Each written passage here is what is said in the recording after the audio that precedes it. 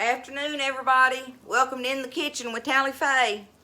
I decided I'd get in here this afternoon and show y'all how I make these peach cobblers. I've talked about it and stuff and everything and everything, but I didn't. I got to looking and I realized I hadn't done a video on it. So the whole thing to remember is, to start off with, is that I'm using my what I'm doing. The reason I'm doing this today is I have that leftover dough from making my fried chocolate pies the other night. Remember, I'm talking about you can put it in a Ziploc baggie and save it and use it for whatever you want. Well, I'm going to use it for a peach cobbler today, okay? And I'm going to make a small one, a half-size one, which is what works perfect for Buzz and I. But now, if you're making one for your family and you've got, you know, like 3 kids and you and your husband or whatever, I'd do one like in a 9 by 13 dish. But I also like to do mine in a little bit deeper dish, and I'm going to show you what I'm talking about. I took my dough and I par baked it. See how it's rolled out? And you can see the light through it too. It's real thin in there, but let me see if you can hear it. Hear how it's, so I baked it in there. I have my oven on 400 ready for when I put this cobbler in the oven, okay? But I baked it about a little less than 10 minutes on 400 just to kind of par bake it so that when we pour the dumplings and peaches and pot liquor and stuff in there, it won't just go all soggy on you, right? And the bottom will bake good by the time the top does. But I have my peaches going here, and I wanted y'all to see what I was doing here. Let me turn this down low. I don't want all my juice to cook out. Oh, well, I'll just stop it a second. I have in here one of those 29-ounce cans of peaches. Okay, so you'll want to do 2 of those if you make the 9 by 13 one. But what I did was I took them, and I do this every time because the peaches go further. Whether you get the sliced or the halves, right? And I take them and I cut them up into bite-sized pieces. I hope you can see that without me taking that down. Okay, and so what I have in here, I just dumped my peaches in here, cut them up in bite-sized pieces, and syrup and all, right? And now I dumped in on top of that 1.5 cups of water, a stick of salted butter. Let me see my measurement so I can tell you, because I don't measure. This would be a good one for y'all to practice on not measuring, because you really can't mess it up by not measuring. But I'll give y'all this to go by to start with, okay? It's a 29-ounce can of peaches in the syrup cut up in bite-sized pieces. 1.5 cups of water, 1.25 cups of granulated sugar, 1 stick of salted butter. If you don't have the salted, don't worry about it. Add you a pinch of salt in there. 2 tablespoons of cinnamon, and not quite a quarter, but anyway, if you want to, a quarter. No more than a quarter of a teaspoon of either nutmeg or allspice. And the thing is, you don't have to have either one of those if you don't want them. If you don't like those flavors, don't put it in there. Just do your cinnamon, okay? And then you want a splash of bottled lemon juice. I would call it a tablespoon, okay? And so you start cooking all that down and let it just sit there and simmer on low for about 10 minutes once you've started baking this, while you're par baking your crust for the bottom. Just let that sit there and simmer, and that gives everything time to cook down, and the peaches get a little bit more tender where they're not so can tasting, right? And so you get that going there. So now what I've done is I've taken I'm going to show you. I'm going to take the phone down. I hope not. Well, I guess I will. I took and rolled out a medium, hung up on my cords. I'm going to call it just a medium-sized sheet of my pie dough. See, I have this much left that I'm going to make for the crust now. So that worked out perfect, the crust that I had left in the refrigerator, okay? But so see, I rolled this medium-sized sheet out real thin. And I cut it in smaller, kind of a little bit smaller dumpling sizes because, you know, my peaches are like in bite-sized pieces. And so I want the dumplings kind of more or less the same size as them, and they're not way bigger than the peaches themselves because, I don't know, I want to be sure I get peach taste.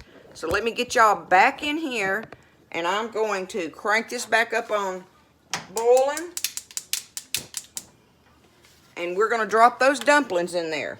It's so simple, y'all, and it's so delicious. So delicious.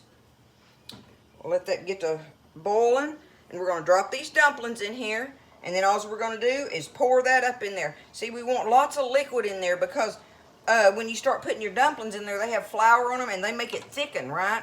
So we want some juice in here. You know, you start baking it and everything, and all that flour that came off of your dumplings will just thicken it up to the point that it almost will slice, you know, which is okay, but I like a lot of juice in mine. I want that. I want some pot liquor in there and stuff, especially if you put it in a bowl, get you some ice cream put on top of it or whatever. I never need the ice cream, but a lot of people like that. Okay, we're boiling. I am going to kind of turn it down to a medium because I have so much sugar in there. You know, it's almost like a syrup itself. But I'm fixing to get me a spatula and take some of these up.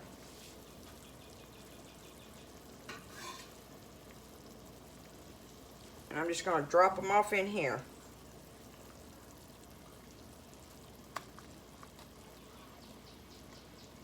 Add you a few at a time and stir them around. Just stir them around in there gently. Like I say, you don't want to tear them up. See, you're not putting a whole bunch of dumplings in here like you would if you were making a pot of chicken and dumplings, because, you know, you want as much peaches in this as you do the dumplings. So that's why I say kind of I just rolled out like a medium-sized sheet of it, I'm going to say.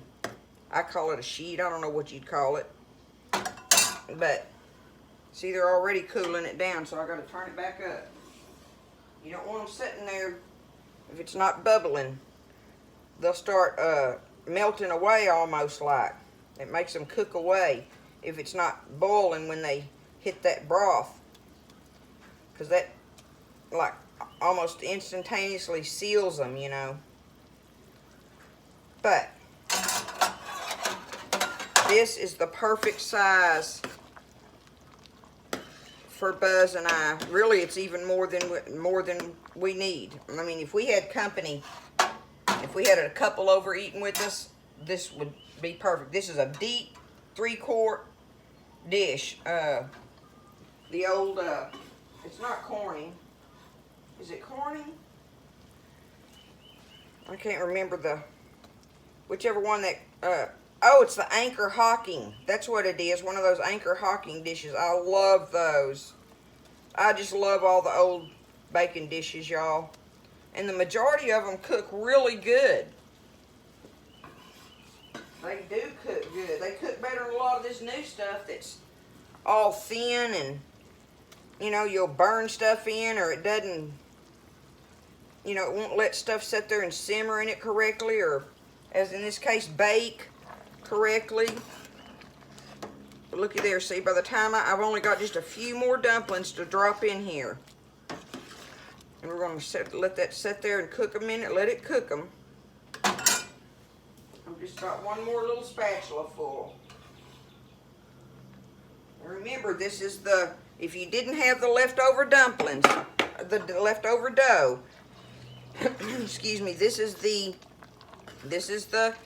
dough that you use the all-purpose flour, the shortening, pinch of salt, and your buttermilk, okay? It's the all-purpose flour is the one that makes your dumplings, and this pie crust, okay?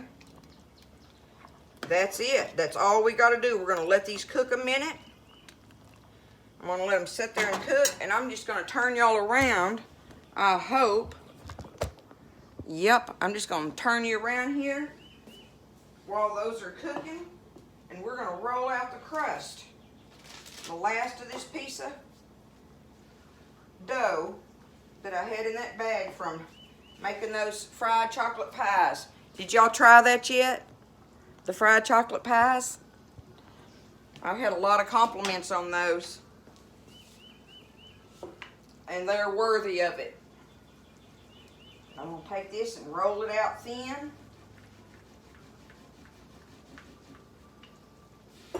remember, it's not sticky. That dumpling dough isn't sticky. We don't want it sticky. If it is, you need to add flour to it.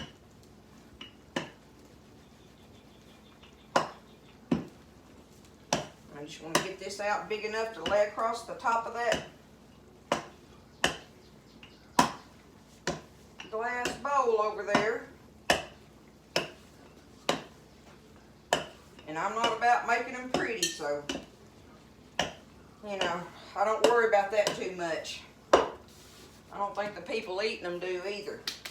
Okay, that's rolled out and ready. So let's turn this back around here and we're going to look at these dumplings in the pot. Look at that. They are ready. Just like that. And turn the fire off. And see, look at all that juice in there. That's going to be good. You take that and cut through that crust and ladle that right there up in a bowl. And got that juice with all that butter and cinnamon. And I have the allspice in mine because I didn't have the nutmeg. And you have to be careful with allspice. Allspice has clove in it, and you can stump your toe on that quickly. It will overpower, you know, your dishes. So be careful if you decide on using the allspice, which is what you use in your apple pie when you make homemade apple pies and stuff. And I'll show y'all how to do that one day with fresh cut apples. I can get the apples, that's for sure. I can't wait to get the fresh peaches in and show y'all how to do it with the fresh peaches. But any-o-hoo, let me get me some hot pot holders over here. And like I say, you hear that? It's just barely baked on there, like. It's good and dried out. This is ready. I'm gonna try to dump this without scalding myself. That hot sugar in there would stick to you like glue and burn the living dickens out of you. There it is. I'm gonna put this over here. Okay. Let me see if I can get it over here a little closer where y'all can see it. I'll put it right there. All right, I'm gonna spread this out in here. We've got that juice all in there. And now I'm just gonna try to roll this crust up because it's not sticky and it'll just lay right across there. I'm just gonna lay it over here. Like I say, this ain't gonna be pretty, y'all. But I'm gonna take all that crust around the edge there and just kind of fold it in a little bit. All that extra crust, that's good down in there. And when you're cutting into that, just fold it over in there. I'm just gonna let it just fall down in that thing. And that will be delicious. And I got me some butter here. I'm gonna take me a little butter knife. See if I can, it's not very, I'm just gonna have to do some little blobs, I believe. I'm not gonna try to rub it on there. I'm just gonna take it, do me some little butter blobs, okay? Do this.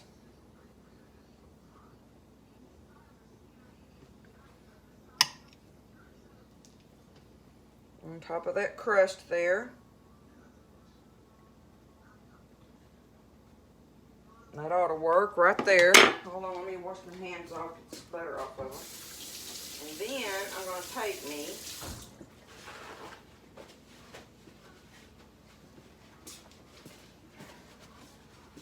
well, I thought I had some out. I don't have any out, but I'm going to take me a little bit of sugar and just sprinkle some sugar just on the top of that, and maybe even a little cinnamon if you like. You don't have to do either of those, but I like to do it because it kind of makes it crusty on there. So just sprinkle you a little cinnamon and a little sugar like you was doing if you're making cinnamon toast. And we're going to put this thing in the oven.